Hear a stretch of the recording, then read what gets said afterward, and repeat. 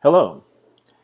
Today I'd like to talk to you about ancestral Puebloan history, specifically that from the Colorado Plateau area of the Four Corners region in North America. The Colorado Plateau is located in the southwestern part of what is today the United States, in the western part of North America, the southern end of the Rocky Mountains before they transition into the mountain ranges of the Sierra Madre Occidental and the Sierra Madre Oriental that run down into Mexico. You can see in the map there on the right the general distribution of the plateau. And what really defines it is that this plateau drains into the Colorado River.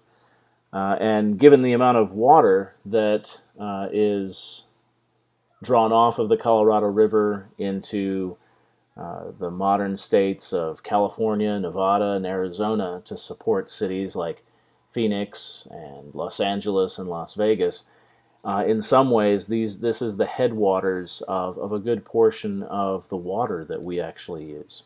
So it's a significant geographic place even today.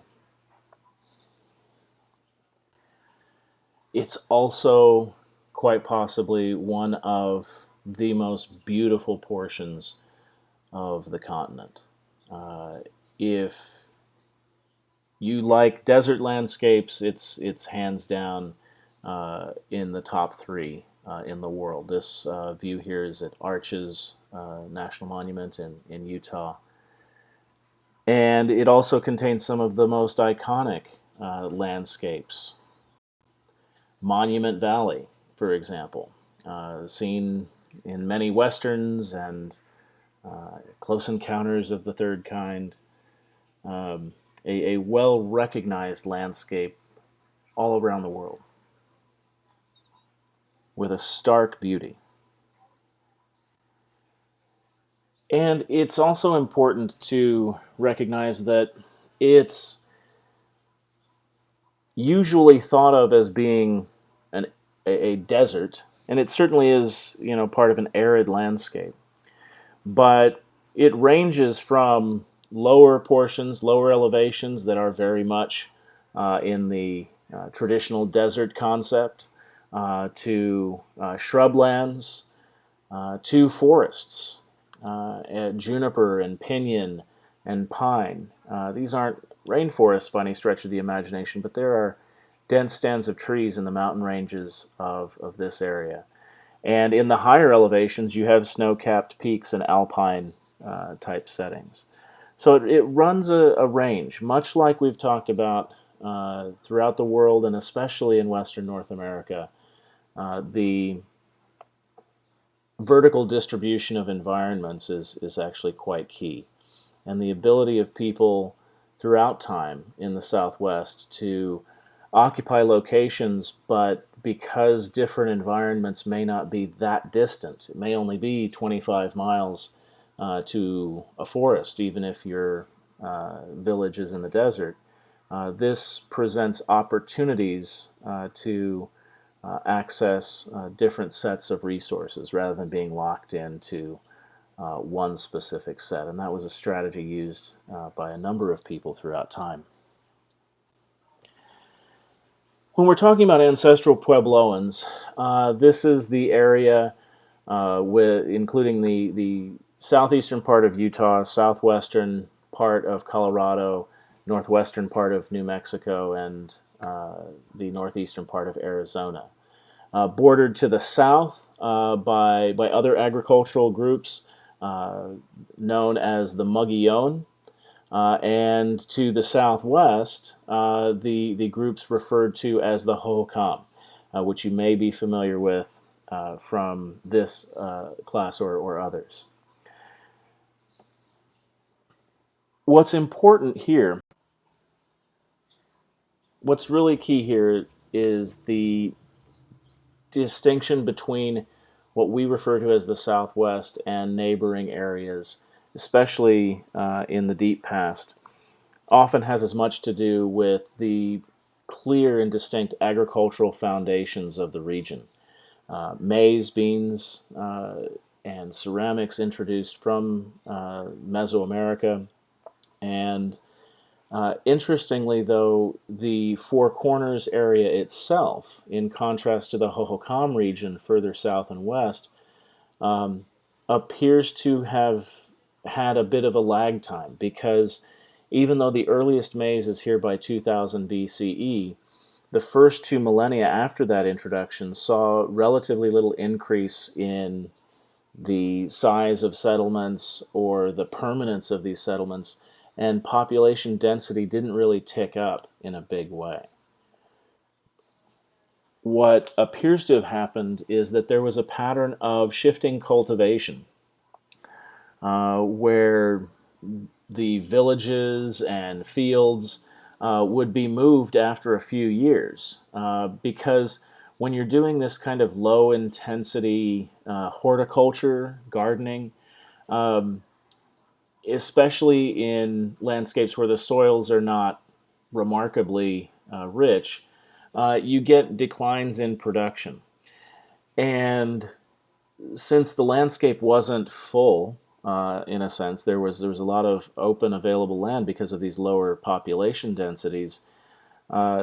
People took advantage of that, and when they saw declining returns in their fields at one location, they would just move to another location. It was a much simpler solution to that problem. But even given the fact there was open space, a lot of that open space isn't very productive for agriculture, especially in the sense of a lot of that space doesn't have access to water. And because of this, people would come back to the same spots and reoccupy villages that they had occupied before, maybe after periods of 10 to 20 years. But it's not a absolutely continuous occupation. But if you recall from our discussions of radiocarbon dating, the resolution of that is plus or minus 20, 25 years, and so you might not be able to see the distinctions here. Fortunately, in the Southwest, we have access to another dating technique that does give us pretty good temporal resolution for certain time periods. We'll talk about that in a minute. This makes the Colorado Plateau's history different from the areas of Sonora and Arizona occupied by the Hohokam and their relatives, who developed sophisticated irrigation systems much earlier. Possibly because the landscapes that were being occupied by the Hohokam, places like the Gila and Salt Rivers, had topographies that were much more amenable to the development of such systems. That being said, there is a great deal of variability through time and space on the Colorado Plateau. And this is probably due to the fact that people are adjusting to hyper-local conditions on these fragmented patches of arable land. The conditions in one spot where you can farm may be totally distinct from the conditions in another spot. So you'll have to use different strategies. And because during this Basketmaker period, people were not occupying one spot for generations, maybe only a decade or so, it was necessary to change strategies and be flexible about how you were going to produce your subsistence. This Basketmaker period that I'm referring to refers to the time after the introduction of maize, but before the adoption of ceramic technology. There's still substantial hunting and gathering of plants and animals, and it's an interesting parallel development with the pre-pottery Neolithic of the Near East in the Old World, given that the earliest use of domesticated plants occurs long before the adoption of ceramic container technology. So that makes for some interesting potential comparative discussions there.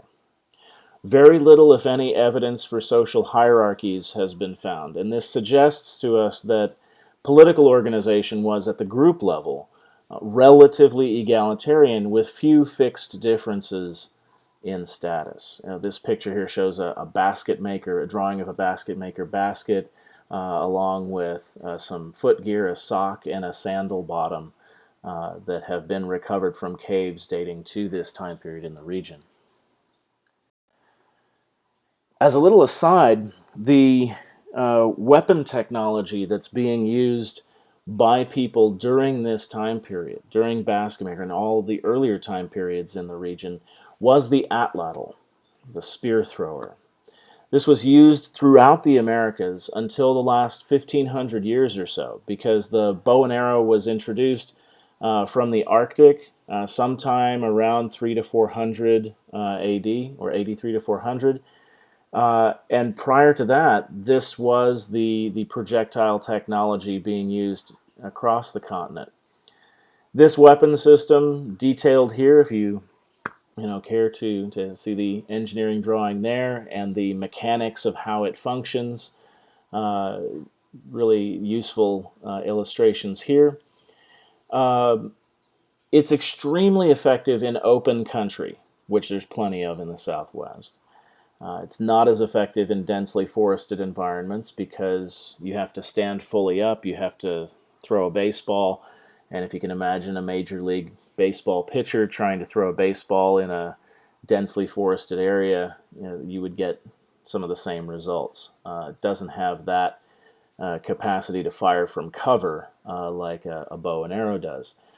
It's more powerful than a bow. The force that the impact of one of these darts has on the target is much greater than the force of impact from an arrow, but it's effective over a shorter distance. If you're interested, there's a link there to some experimental archaeology that people were doing, replicating actually specifically Basketmaker period atlatls from the Southwest. Basketmaker architecture is interesting because it's a shift away from less permanent type structures and move to a greater investment in labor and material and a greater permanence of occupation. You don't spend quite this much time if you're just going to be there for a week, right? And part of this was because of the increased production and dependence on maize. There's an attendant incentive for greater storage. And if you store a lot of stuff, then that means you can't be as mobile. So these semi-subterranean pit houses become the most common form of residence in the region. They're pretty fantastic, especially for a region like this. They're cooler in the winter. They're cooler in the summer and warmer in the winter than above ground facilities. So they really stabilize the temperature for you. What's interesting in these Basketmaker villages is that storage facilities are not usually located inside the houses, but in common shared areas, suggesting that the surplus that's being produced may not actually be owned by individuals or even individual families, but may be held in common by the entire community. Between about 1 and 400 of the Common Era, ceramics increasingly become the dominant container technology here on the Colorado Plateau. At other places, further to the south and west, in the Hohokam areas, ceramics and agricultural systems, complex agricultural systems, were adopted and employed at a much earlier date. But here in the Ancestral Puebloan region, it was only about 1,500, little over 1,500 years ago, 1,600 years ago, that ceramics became the principal way that people made containers and cooking vessels and all of that. And at the same time, extended family households became the standard unit of economic and social organization. As a result, there's a dramatic increase in the size of these pit house structures. Rather than having to house a nuclear family, it's now housing an extended family, multiple pairs of partners and their kids, and grandma and the aunts and cousins and all of that are occupying these structures. At the same time, these storage features move inside the dwellings rather than having shared facilities of earlier centuries. So there's changes both in labor organization and ownership of goods, how they're being distributed through the communities. Populations were increasing, and these early farmers began to see greater levels of competition among neighboring communities for water and arable land. Within the communities, it became increasingly important for them to have a handle on the structure of society and how they were organizing and deploying labor. You had to be a lot more careful how you did this, how you spent the time available to the community, because there was a lot more that needed to get done on a much larger scale than before. And so there appear to have been developments in structures of leadership and social organization at this point in time. And all of that leads to the developments that ultimately archaeologists refer to as Pueblo 1 time period, from about 750 to 900 of the Common Era. And where you really see this in a pronounced way is along the San Juan River in southwest Colorado and southeast Utah. You get relatively permanent villages beginning to form, and these are made up of these clusters of surface rooms with shared walls, and then pit houses in the adjacent area.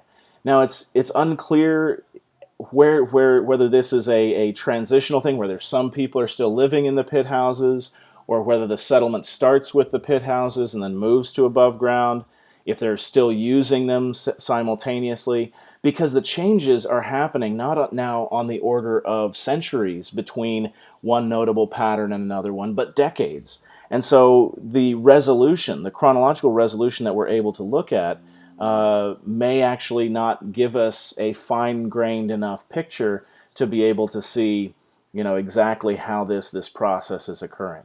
But it's clearly a major phase of change and innovation. It's at this point in time in the region that populations probably got bigger than 100 for the first time.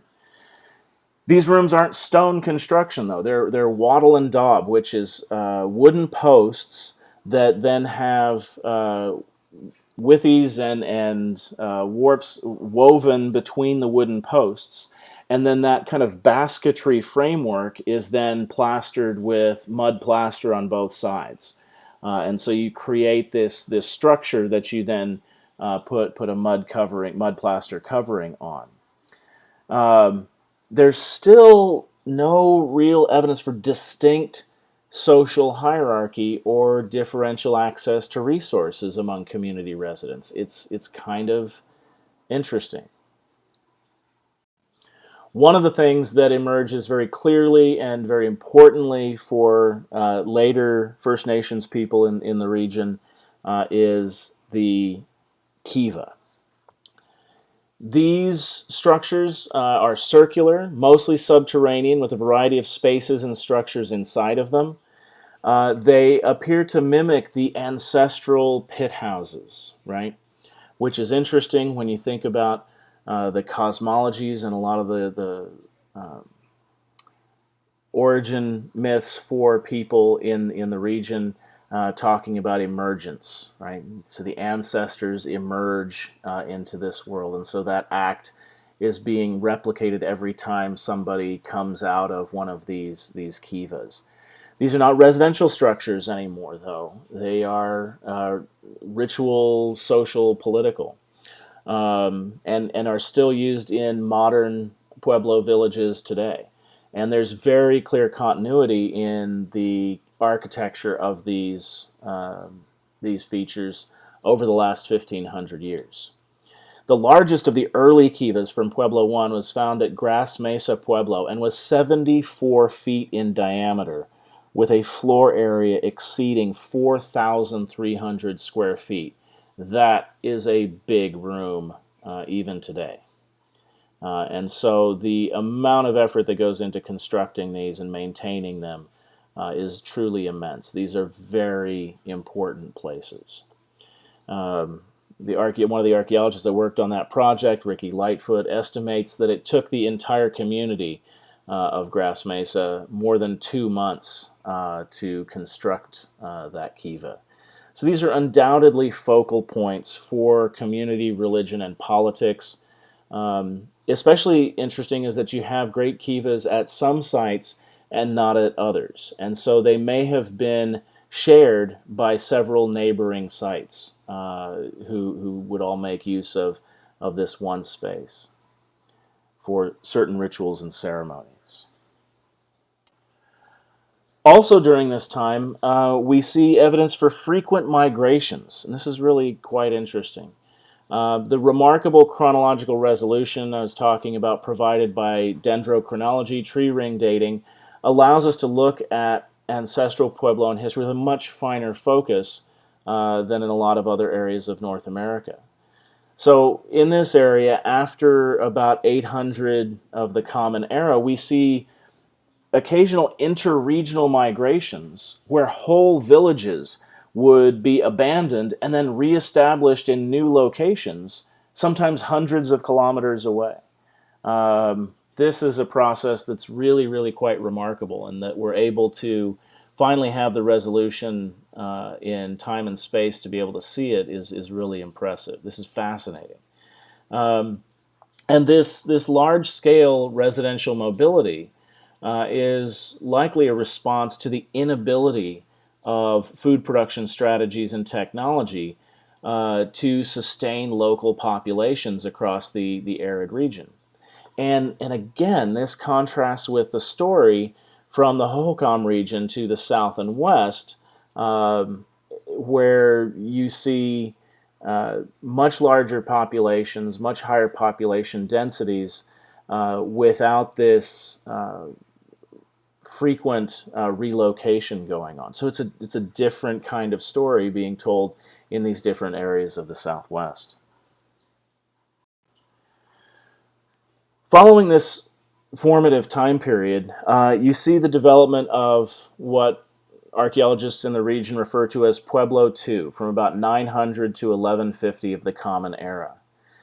The small farming settlements established during Pueblo I expanded their range and filled in some of the areas that had been left unoccupied during Pueblo I times. During Pueblo II, the San Juan Basin of mostly in northwestern New Mexico becomes a major demographic center of population. Farming techniques, though, in a regional sense, are still fairly generalized, making it easier to transport them from place to place when villages need to be relocated. It's also, this is the time period of the emergence and florescence of Chaco Canyon. Here you see a map of the San Juan Basin. Right there in the middle of your screen, you see the location of Chaco Canyon National Park. And this sort of area here in the northwestern part of New Mexico is the principal core of the San Juan River drainage, the San Juan Basin. Up there from Farmington, Durango, even up to Mesa Verde.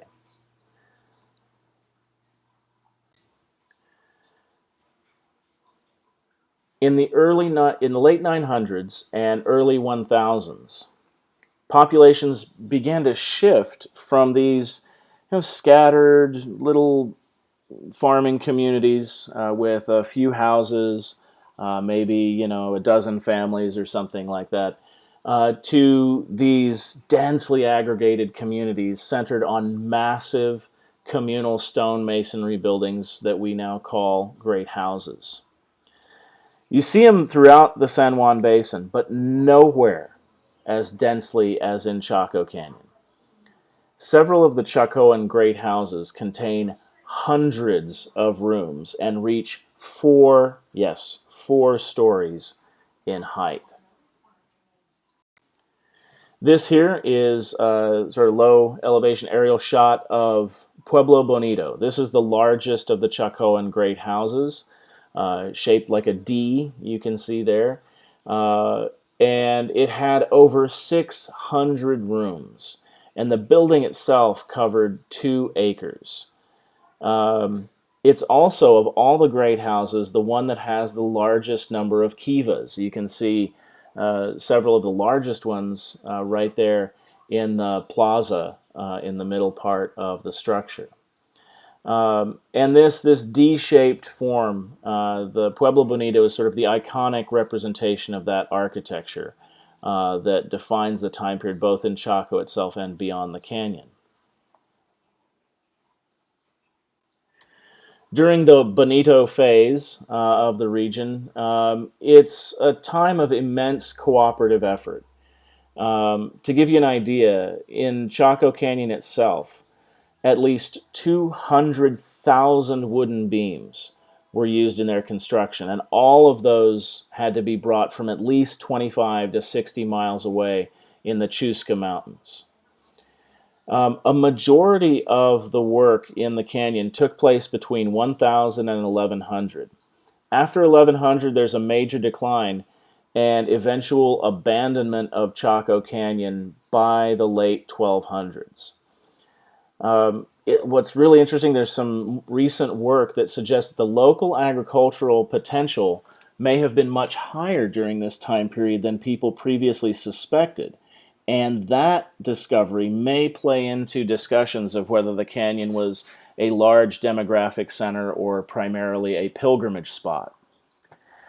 For myself, given its eventual abandonment, I find the pilgrimage spot model less convincing, since pilgrims will continue to make use of sacred places long after the residential potential has been exhausted, and this doesn't seem to be the case at Chaco. One of the things that the Chacoan system is renowned for are the networks. And not just in terms of the goods, which we'll talk about in a second, but the literal networks, the construction of these engineered roadways across the landscape, stretching out in every direction, as you can see from these maps here, and connecting the canyon to both communities in the neighboring regions, as well as resource-rich areas. The mountains that provided all of that timber being one example. Trade goods from the whole region found their way to Chaco, especially turquoise, some of which came from as far away as California and Nevada, in addition to the more local New Mexican and Arizonan sources. This turquoise may have been one of the principal reasons that Chaco became linked to the trade networks of the great imperial states of Mesoamerica. Fascinating, again, discoveries within the last 10 to 15 years. Chocolate has been found in ceramic vessels at Chaco Canyon. The nearest place this could have been produced was 1,500 miles away on the Pacific coast of Mexico. Turquoise from the same sources, the Cerrillos source there in northern New Mexico, exploited by Chacoan miners and jewelers, has been positively identified in artifacts from the Cenote de Sacrificios at Chichen Itza on the Yucatan Peninsula in southern Mexico. Brightly colored feathers from macaws and parrots were highly prized throughout the region and were traded from Mexico and may have been imported alive and bred in the Southwest at this time, and certainly later at Paquim in Chihuahua. Copper bells manufactured in West Mexico, states of Jalisco and Guanajuato, probably traded through the Hohokam settlements to the south and west, have also been found at Chaco. In addition, shell beads manufactured in the Santa Barbara Channel region of California occur in burials in some of the great houses as well.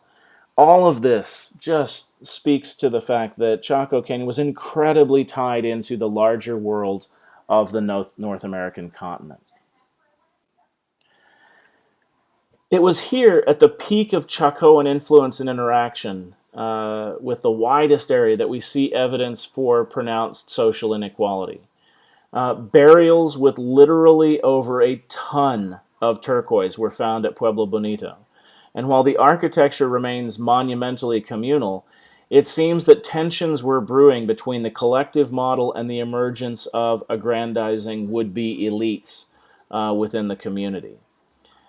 Given the differences between the sources of turquoise and other trade goods recovered from various great houses, it seems that there was competition between the leading families of not only different communities, but actually of the several great houses within the canyon itself. From the great house of Chetro Kettle, you're not finding the same sources of turquoise as you're finding at Pueblo Bonito. And so it seems that they had different networks and different contacts, and that there was an effort to maybe develop new trade ties and new relationships with other communities that could give them an advantage in these exchanges that they were participating in. Really fascinating stuff happening lately especially in our ability to source things and study isotopes and really analyze some of the materials that we have recovered over time. It's interesting, Chaco Canyon also had diversity. Biometric analysis and DNA indicates that there were at least two, possibly three distinct populations living at Chaco Canyon, but that these obviously mixed between each other over time, but that there was still a strong indication that the people that came together to form this community in the first place were not all coming from one background, one geographic space. Given its ties to vast trade networks, the people must have known about a wide area of North America, if not directly, then by secondhand information from merchants and travelers. These were not people who thought the world ended at the horizon line. They knew it was a big, big world that they were part of.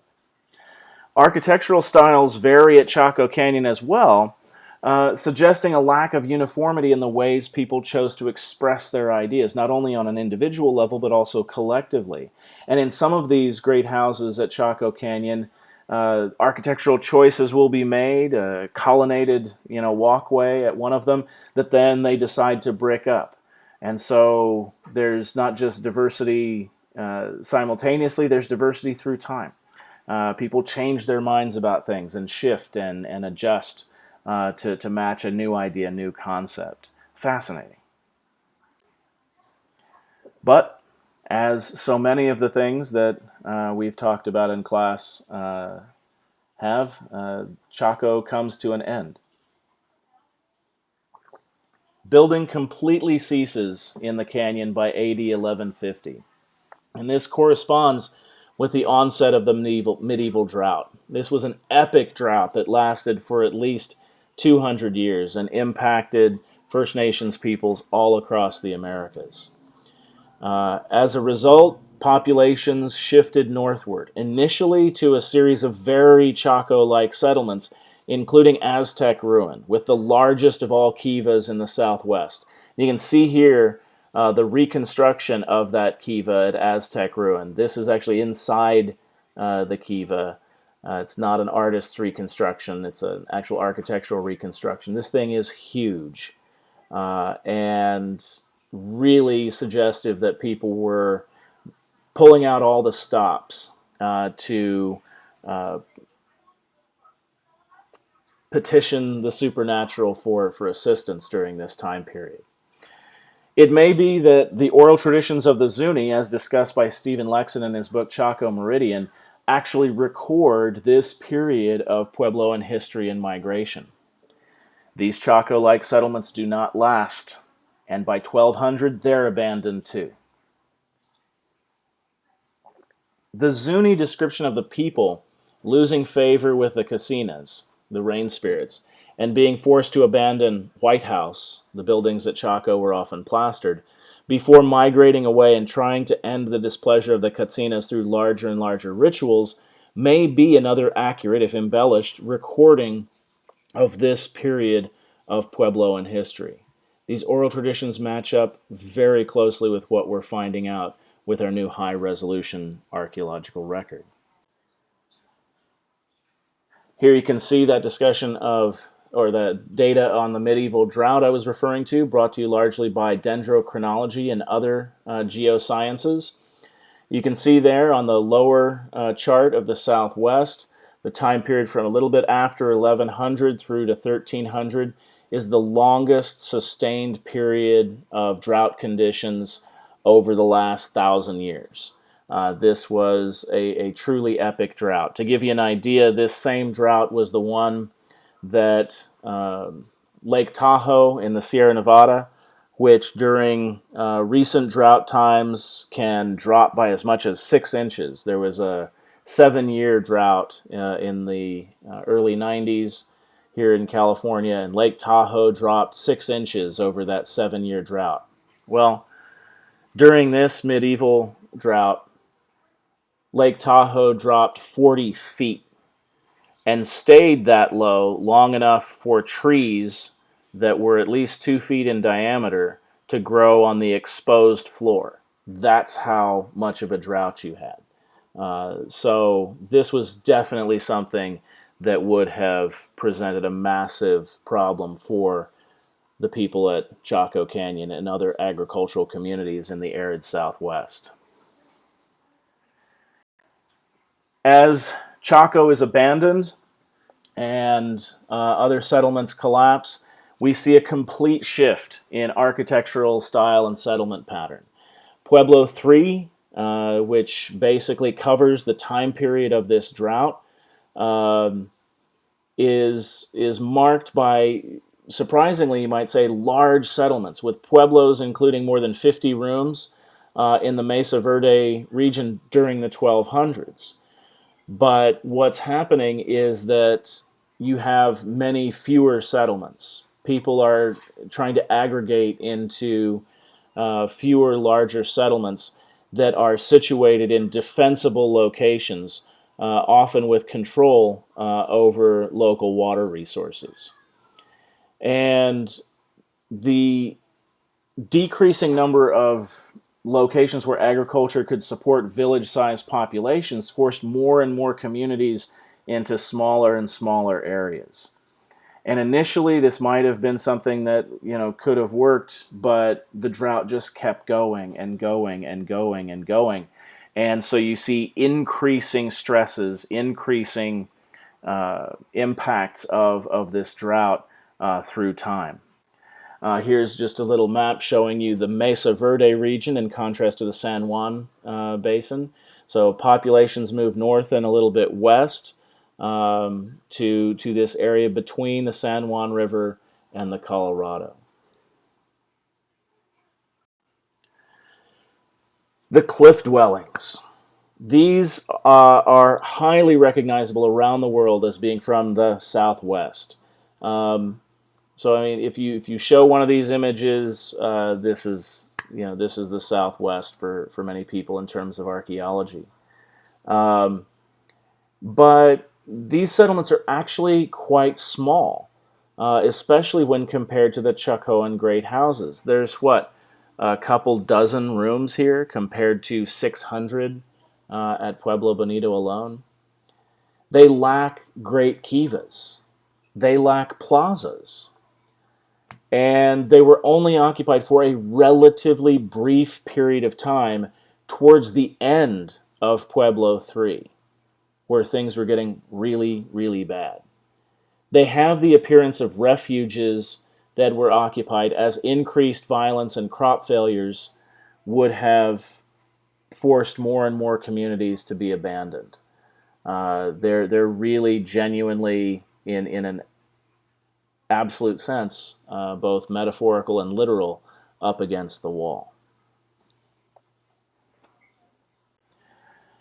And as you might expect, you do see a fair amount of evidence for violence during the Pueblo 3 period.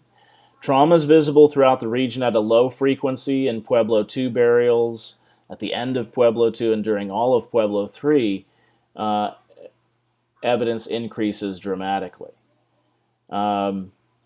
This evidence varies, but does include disarticulated and cannibalized human remains at a number of sites, including Cowboy Wash, Colorado, where the Kiva, the sacred place, was desecrated at the same time.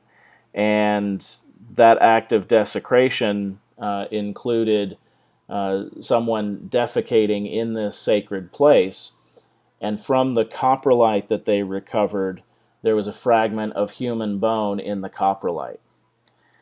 This enters into the discussion of whether these were acts of desperation or structured violence designed to instill terror in your opponents. If it's an act of desperation, it's not necessarily the case that you would go to the lengths to desecrate the sacred places of your community. If, on the other hand, these are acts of structured violence, desecration of sacred places is a very consistent act that goes along with that kind of motivation for doing things. And so it puts a little bit different spin on this. It's not a, pathological serial killer thing. It's also not a survival thing in an absolute sense like the Paraguayan soccer players in the mountains. It's an act of political violence specifically designed to freak people out. And regardless of where you fall on that particular debate, this is not the low-level raiding parties that you might imagine from typical tribal conflicts. This is community destruction level warfare.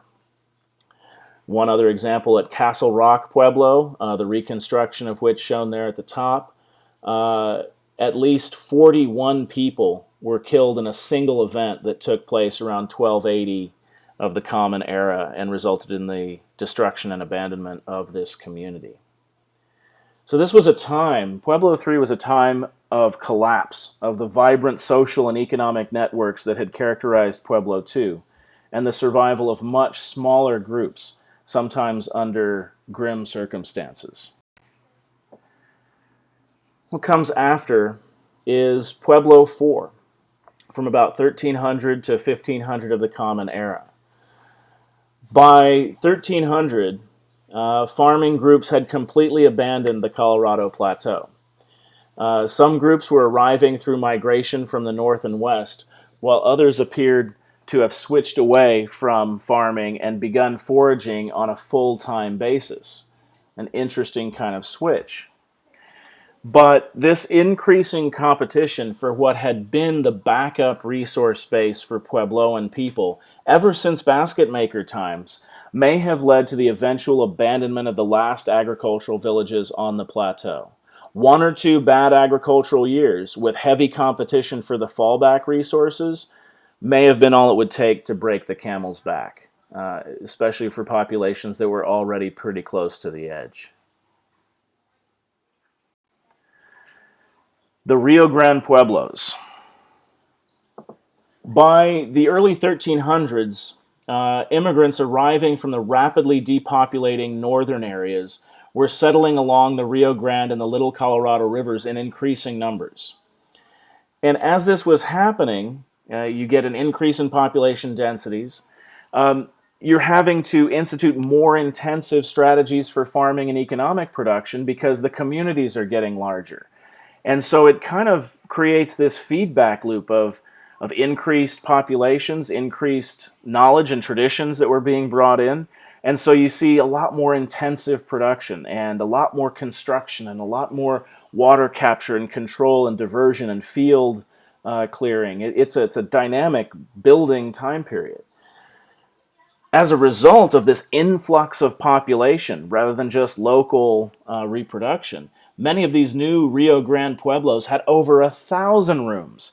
So for the first time since the collapse of Chaco, you have really, really large communities.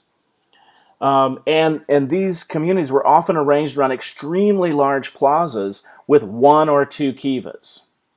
And so that shift happens. Instead of many smaller kivas, the Pueblo IV patterns seem to have been towards an increased emphasis on community collective action and unity rather than intra-community competition.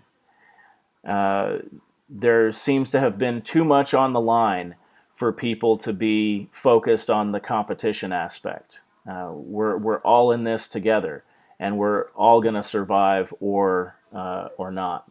But there's a real change in the ethos of people during this time period. Even further south, I would be remiss if I didn't mention the site of Paquim in Chihuahua, sometimes referred to as Casas Grandes, but more appropriately Paquim. You can see it right there at the bottom of the map on the upper right. An aerial shot of one of the main architectural groups. A shot of one of the doorways there, and an example of some of their very distinctive and beautiful ceramic technology, or ceramic art, with a horned serpent, you might say there. And its first constructions, the earliest phases emerge as Chaco is being abandoned. It was burned during Pueblo, the early part of Pueblo 4, but rebuilt with compact apartment buildings. There are over 2,000 rooms in the structures at Paquim, including places for raising of macaws and parrots. There are eye-shaped ball courts and rubber balls. They're playing the Mesoamerican ball game here. Stone platforms, a clearly designated market area, and this very distinctive ceramic style. And this connects to all of this other stuff in some interesting ways. The archaeologist Stephen Lexon has noted that Paquim is aligned on roughly the same longitudinal axis as Chaco Canyon and Aztec ruins, with an error of only a few miles. I mean, they're on a straight north-south line. Chaco reached its cultural peak first, then Aztec, and then Paquim. And what's fascinating is that the similarities among these sites, argues Lexon, indicate that their ruling elites also had a ceremonial connection. And he proposes that the ruling elites, once removed from their prior positions at Chaco, reestablish their hegemony over the area at Aztec and later at Paquim. But these are some interesting elites because, again, they seem to be able to transport this political authority and power, and it's not exclusively linked to a particular spot on the landscape, at least in this region. It's a fascinating idea. Fascinating idea. As some archaeologists and anthropologists have termed it, during Pueblo 4, we see the development of the Southwest quote-unquote cult. Not a term I particularly like, but it's what you'll see in the literature. That refers to is a pan-regional religious ideology tied to water control and agricultural fertility, with an emphasis on social inclusiveness. And this spread through many of the communities during the late 1300s and 1400s. A particular type of ceramic called salado polychrome may be one material culture marker of people's participation in this new expansive tradition. And even more importantly, this cultural development may have lessened tensions caused during the formation of new villages, which were frequently made up of mixed ethnic and linguistic groups, all of them seeking to forge new lives and new homes after the chaos of the Pueblo III period. And this ideology about water and fertility and inclusiveness, if that was there to bind people together, then they didn't necessarily have to be part of the same ethnic group. They didn't have to all be born in the same village to work together towards common goals. That's very key to trying to understand this process. Pueblo 4 comes to an end with the beginning of the historic period, but it's important to note that despite their Herculean efforts, both physical and conceptual, during Pueblo 4 there's abundant evidence for widespread malnutrition and infectious disease. Some villages were intentionally destroyed, but over the course, beginning after the collapse of Chaco, the overall population and the farmers in the region probably dropped by about 70% by AD 1500. What's strange about this is that certainly during Pueblo 4, after the drought is over, there's no shortage of agricultural land because the population has dropped so much. There's a lot of open seats at the table, so to speak. Researchers have yet to develop any convincing ecological explanation for this precipitous decline in population through Pueblo 4, which is a time period that otherwise shows greater integration and unity within communities. If it was just about the drought, they would have been able to be building the population rather than it continuing to contract in some ways. One really important site dating to this time period is Sikyatki, which founded during Pueblo 4 and extending into the historic period. It's an ancestral Hopi, specifically, site that was occupied by the Firewood clan. And Hopi oral tradition states that it was abandoned, destroyed as a result of conflict with the nearby village of Walpi. And this is recounted by the Hopi themselves. A 20th century woman named Nampeo, who was married to a man who was hired by archaeologists to assist in the archaeological excavations at Sikyatki, was inspired by the sherds that were recovered from those excavations, from the archaeological examples at the top, to revitalize the native pottery tradition. And one of her many works of art there on the bottom left. She is absolutely one of the undisputed grandmothers of contemporary Southwestern ceramic art, responsible for bringing back from the brink of extinction one of the most distinctive First Nations artistic traditions in all of North America. So, recognition for her important. For these people, these ancestral Puebloan people, the Hopi, Zuni, the Keres, the Tewa, and other groups of the Rio Grande, a whole host of new challenges emerge following Pueblo 4. Warfare becomes a common theme in the rock art. But interestingly enough, this conflict may have now shifted to groups moving into the region, to being between the ancestral Puebloans and groups moving into the region, rather than being between neighboring farming communities. Some of the possible stresses maybe you have Athabascan-speaking hunter-gatherers arriving from the north, the ancestors of the Diné, Navajo, and Apache of today. Uto-Aztecan speakers from the Great Basin begin to move south and west as early as the end of Pueblo II, the fall of Chaco, and by this point in time had reached the Colorado River. And as the Little Ice Age drove farmers of the northern plains out of their mixed economy farming villages along the Missouri River, they turned towards a more mobile economy focused on bison. Still no horses. And these groups moving southward and kind of creating a domino effect of other populations occupied areas of north and northeastern New Mexico. So the ancestral Puebloans were faced with encroachment on all sides of the region.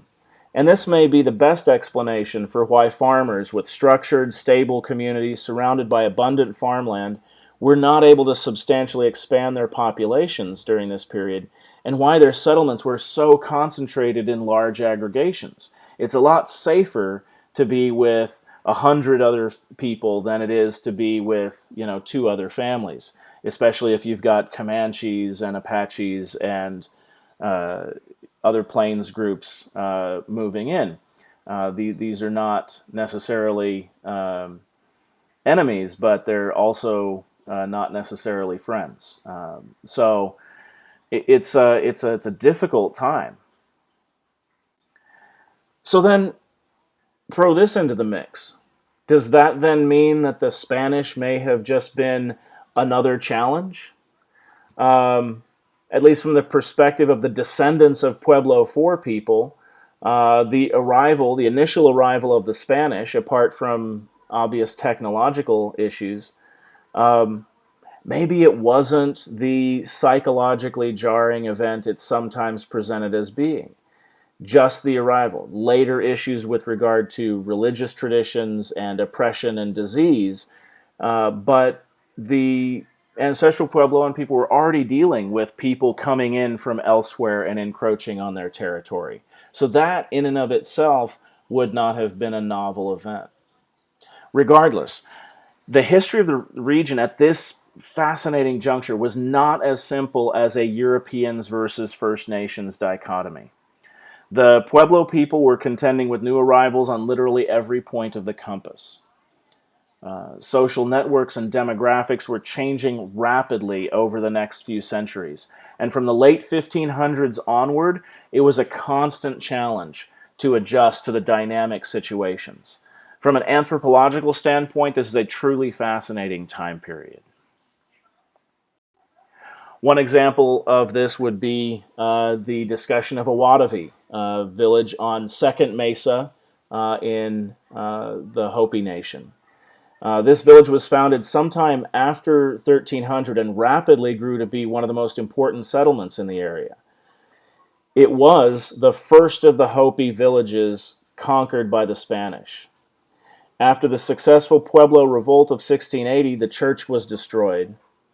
But when the Spanish returned in 1692, the residents of Awadavi did not put up much resistance, and the church was rebuilt over the main Kiva in a demonstration of white Christian supremacy. As a result, 8 years later, by 1700, tensions between the converts at Awadavi and neighboring groups still engaged in resistance boiled over, and the community was destroyed by other Hopi, all the men killed, and the women and children scattered to other settlements. If you're interested in looking up some more information on that, I include a link there at the bottom.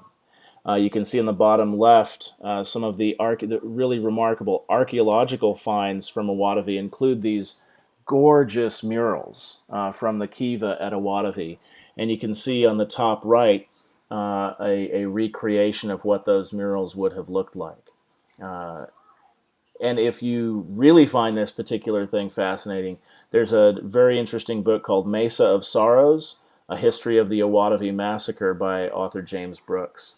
I can recommend that as an additional source if this is something that you find compelling. So this is the incredibly short version, incredibly reduced down history of the ancestral Puebloan people of the Four Corners region. Today, contemporary populations in the area include descendants of those people as well as descendants of the Athabascan-speaking people that moved in during Pueblo 4 times, as well as human-speaking populations from the Colorado River drainages, and Uto-Aztecan-speaking people in the area of Utah and southern Colorado.